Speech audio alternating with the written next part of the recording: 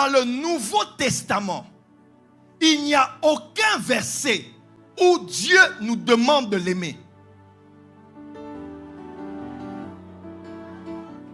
Dans la Nouvelle Alliance, il n'y a aucun, je vous mets à défi, il n'y a aucun verset dans lequel Dieu nous demande de l'aimer. Il n'y en a même pas un seul. Je parle plus fort. Dans la Nouvelle Alliance, je sais que là, ça commence à te choquer. Dans la Nouvelle Alliance, il n'y a aucun verset où Dieu nous instruit de l'aimer. Il n'y a aucun verset où Dieu nous instruit à l'aimer, nous commande à l'aimer, nous ordonne à l'aimer. Quelqu'un me dira, mais prophète, on a lu Matthieu chapitre 22 ici. Rappelez-vous, Jésus parle avec qui? Les Sadducéens, qui n'arrivent pas à le convaincre dans un débat théologique. Les pharisiens viennent, ils disent, maintenant c'est à nous.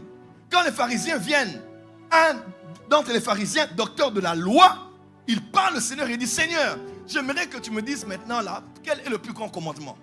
Et Jésus dit, je te parlerai maintenant de la loi et des prophètes. Tu aimeras le Seigneur de tout ton cœur, de toute ton âme, de toute ta force, même de toute ta pensée.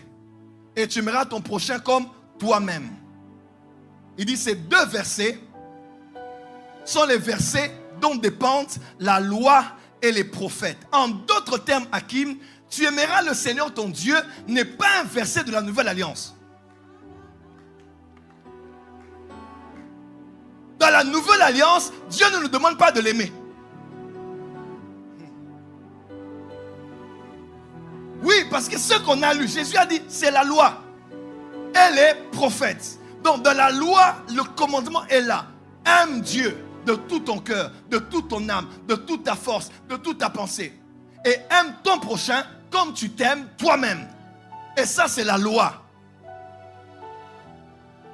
Ce n'est pas la parole de Jésus. Ce n'est pas le commandement du Christ. Ce n'est pas la nouvelle alliance. Ce n'est pas la dispensation de l'Église. Ce verset semble être bien. Et beaucoup de pasteurs nous prêchons toujours sur ça.